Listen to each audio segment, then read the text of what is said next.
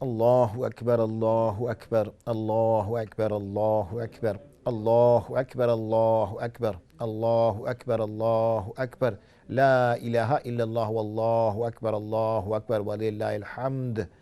Assalamu alaikum wa rahmatullahi wa barakatuh, and welcome back to our Eid special.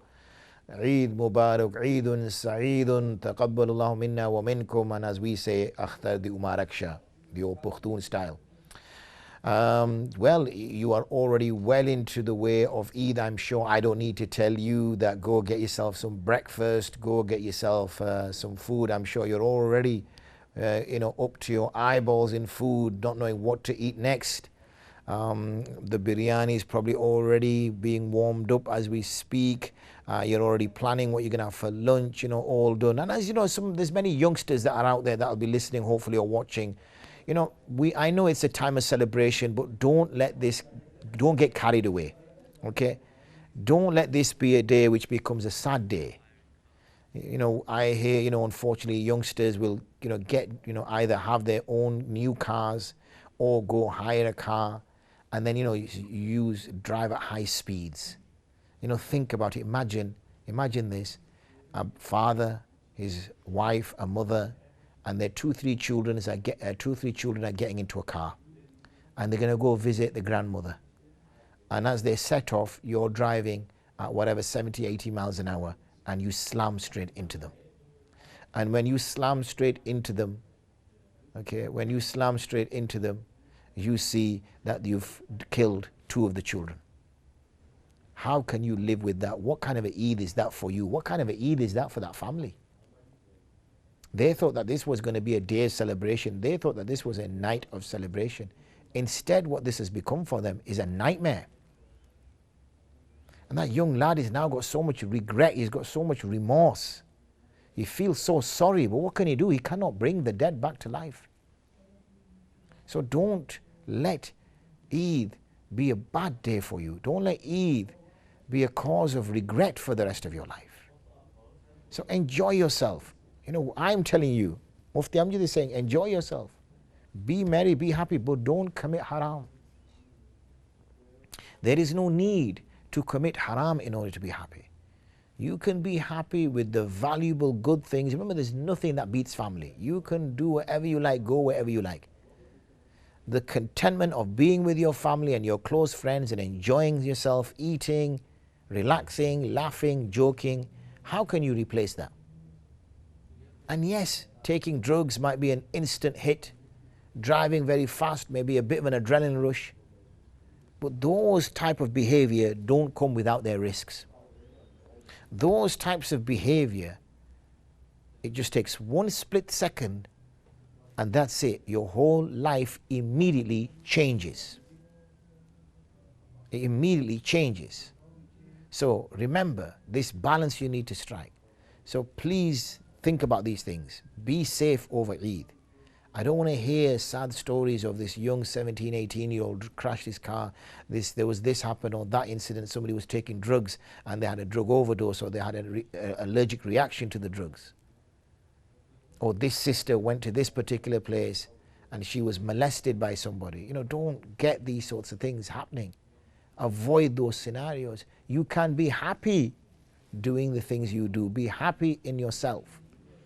Don't feel that you need some external factor in order to be happy. Be happy in yourself. So, I'm sorry that I have to share these kind of warnings because unfortunately it happens. We get carried away. And Eid is not about that. If you recall from the earlier session, I mentioned Eid is not about committing haram. It never was, it never will be. People misunderstand when it says, oh, enjoy yourself. They take it in the absolute sense that I should do anything and everything which I find enjoyable. No, you can't. The Sharia does not get suspended on Eid day. The Sharia is as applicable on Eid day as it was on Ramadan. It's just because we have attached some value to Ramadan and unfortunately we don't attach the same religious value to Eid. Eid is a religious celebration. It is not a cultural or social celebration as such. It is a religious celebration. It has a religious basis. So therefore, when you are celebrating, bear that in mind. Don't let shaitan, who's now eager to destroy you, don't let him come and spoil your Eid and spoil the days which come after Eid. So, as we're mentioning, visit family members. If you've got elder family members, go see them. These are the few days that we may see them. You might have an auntie or an uncle whose husband or wife has passed away and their children have moved out. Or then maybe they never had children. Surprise them. Go over. How much does it really cost to take a plate of rice? Nothing. It's pennies. You'd have cooked a whole pot of rice, and tomorrow everybody wants something else and that rice is just going to go to the bin. We're spoiled like that. So why not deliver a small amount to them and say, here you go, this is from the family. Like we were instructing you during Ramadan to share dates and share iftar meals, so that at least when people break their iftar, you get reward. In the same way, put a smile on someone's face and sit there for 20 minutes, half an hour. You know what? Some people, elders, they get so lonely that this is the only person who comes to see them. They wait for the postman to come, or they wait for the bin man, or they wait for the delivery guy. Why? So they can quickly open the door and talk to them. Because they may not have talked to a human for a few days. For us, alhamdulillah, we're lucky, we have family around us, we're talking to people all the time. That's not the case for everybody. So at least go over, take some food, sit with them for 10-15 minutes, have a cup of tea with them, put a smile on their face, and they may get through the next few days, the next few weeks, knowing I've got family out there. I've got people who care about me out there. And then if you've got elderly parents, then visit them. See them, spend some time with them, crack a few jokes, have a few laughs, put a smile on their face. And at least you've done something good there. And if there's a chance to eat together, bismillah, eat together as well. Like I said, there's no restrictions on eating. If you have to eat 5 times today, bismillah, eat 5 times today. Do what you got to do, okay? And sometimes what we do, we have a habit, is we forget our immediate family. Yani the family that we're in the house with. Because we take each other for granted. We don't think that, oh, you know what, let me go spend some time with mom. Let me go see my brother. Let me go see my sister. Let me go see my dad. And just sit with them 10-15 minutes and just talk about Eid and say, yeah, whatever. Because the youngsters, they go out, oh, dad, I'm eating with my mates. The young girl might go to her relatives. So then Buddha, Buddhi are left at home. And they're just eating alone together. It's a time for families to be together. And now, unfortunately, we live in a culture where we eat separately, we do things separately. And in fact, our house is more like a hotel than it is a home. All got our own rooms. Now we've got our own TVs in the rooms. We want to eat dinner in our bedrooms. Or that's if we want to eat at home at all, otherwise we want to eat outside. So we need to change that culture. And Eid is a time to challenge and change that culture. It is a perfect opportunity. Utilize that time. It's a great happiness, alhamdulillah, that Allah subhanahu wa ta'ala gave you tawfiq to live through Ramadan to see Eid. That is something you also shouldn't take for granted.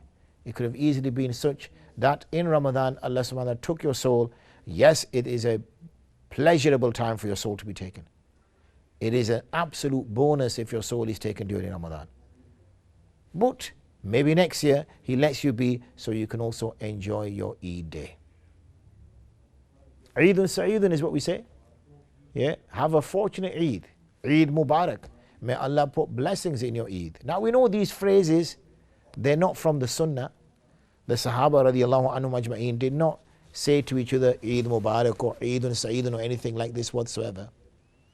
But there's nothing wrong in it either. It's wrong if you expect somebody to say it to you. And if they don't say it to you, you say, oh, well, this brother, he's a sinner, or this brother's this. It's not obligatory. It's just something nice to say if you wish to say it. Okay, salam is what we've mentioned. Assalamu alaikum wa rahmatullah. Wa alaikum assalam wa rahmatullahi wa barakatuh. Salam is something that is sunnah. And that carries on even on Eid day. In the first segment, I mentioned to you, obviously, taqabbalallahu minna wa minkum. May Allah accept it from you and accept it from us. So that's another phrase that we can use. But also zikr of Allah. Don't forget Allah in all of this. Don't let the food blind you. Remember Him. And eat halal and do halal. Make sure that your food is coming from halal sources. Make sure that you're not consuming anything impermissible. Make sure you're not going to places which would be impermissible. Make sure you're not engaging in activities that would be impermissible. Don't bring the wrath of Allah upon you on Eid day. It is supposed to be a happy day. It's supposed to be a day of celebration. It is not supposed to be a day in which you are tormented because the azab of Allah comes. You don't want that to happen. So during Ramadan, you would have seen that we made such huge sacrifices. May Allah accept it from us. May Allah accept all our fasts. May Allah accept our salah. May Allah accept our taraweeh. May Allah accept our zakah. May Allah accept our lillah. May Allah accept our sadaqah. May Allah accept our i'tikaf. And for some fortunate people, may Allah accept your umrah. Now people may start thinking about the traveling to Hajj. It is about 2 months and 10 days between the Eid of Eid al-Fitr and Eid al-Adha. Okay, because it's 2 months, and then on the 10th of Dhul Hijjah is Eid al-Adha. So if you haven't done, this is a time now for those of you who have the finances, have the means to get there. If you're a lady, you have mahram. If you're a chap, you've got enough money to live with your family to now plan to go for Hajj. You've had a good Ramadan. You've got your head clear now. Your head is in the game. You've improved your lifestyle. You've improved your worship. You've improved yourself. You're in a better frame of mind. Your head is in a good place. Then book your Hajj. And when you book your Hajj, make sure that you prepare for your Hajj. Like you were preparing for Ramadan, and like you prepare for Umrah, and like you prepare for i'tikaf, and like you prepare for your Taraweeh, and like you prepared for Eid Salah today, make sure you read up on it. Don't just go in blind, or don't just go in ill-prepared or unprepared at all, and then not benefit or maximize your reward. So if you are planning for Hajj, then plan it accordingly so that you get the best out of it. If you can, go with a group that has a good leader, and that group leader can then, inshallah, ensure that they're with you all the way. So all of your steps are done according to the sunnah. But also they can be there for words of encouragement, sharing bayans and lectures with you, pointing out useful places geographically where the Prophet ﷺ was, or whether the companions did certain acts, or certain things happened there. In this way, you will have more of an immersive understanding of what's going on around you, rather than just kind of going there, doing your ritual acts, coming back, and not really immersing yourself in the whole experience. Because, you know, as humans, we need to experience it properly, not just be passive actors in it. Experience it. One point I will say about eating too much is don't eat excessively, of course. Don't explode. Okay, that will be a mess, that will be difficult to clean up. Just eat enough, eat varied, eat different things so you at least savor the tasty food that somebody has prepared. And if you are cooking, then don't go too far. Okay, don't exaggerate. Rather, if you really want to impress your guests, or if you really want your guests to be fed, then maybe make numerous dishes so that they enjoy the taste, they enjoy the flavor, rather than making too much. Okay, and if you end up making too much, then share it out with your local community. This is also a time. This is also a time where we can share food with our non-Muslim neighbors. When we share food with our non-Muslim neighbors, they can see that what is this that they're celebrating. So you can educate them, you can inform them. You can say that this is our Eid. And they'll ask you, what is Eid? And I say, well, this is our celebration. Now I hear some Muslims say, oh, this is like our Christmas. It is nothing like Christmas. And I don't like it when people say that, because Christmas is to celebrate the birth of Christ. Eid has got nothing to do with the celebration of anything in terms of the birth or death or any matter with regards to a human. Eid is a gift from Allah. Okay, so when somebody asks you, okay, What is Eid? Is it like Christmas? Then he said, no. If anything, it's more akin to Easter, but even then don't use Christian analogies because this will give them the wrong impression. Just say that this is a gift from Allah, because this will make them more curious. They will say, why did Allah gift you? For what reason does Allah gift you? Say, because of the effort that we made in the 29, 30 days. Because we fasted in the 29, 30 days, Allah subhanahu wa ta'ala gives us a gift. And that is Eid. Okay. So what did you do during Ramadan? Now that's assuming if you've not already brought them up to speed. If you have brought them up to speed, fantastic. If you've not brought them up to speed, now you need to tell them what you did in Ramadan. So they understand the Eid. Then when the next Eid comes, the Eid al-Adha, again you don't say this is like your Christmas, because it's nothing to do with Christmas. So what's Eid al-Adha for? Again, as a reward for your acts of worship.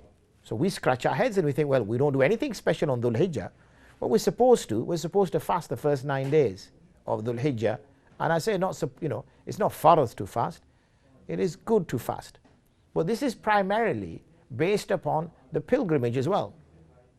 So its main is the 9 days of fasting of Dhul Hijjah, but also for those who go for Hajj, and when they perform Hajj, then it's also something for us, the day of Arafah, which is a day we should fast if we haven't fasted the 8 days previously.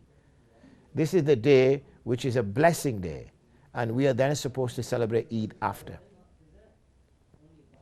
So if you notice, both our celebrations aren't anything to do with the birth of anybody, with the death of anybody, with any historical event taking place, anything like that whatsoever. Okay? Eid is solely as a gift from Allah for that act of worship. Does that mean that we don't get gifted or rewarded at all in the hereafter? No. This is just a small piece of a gift that Allah gives.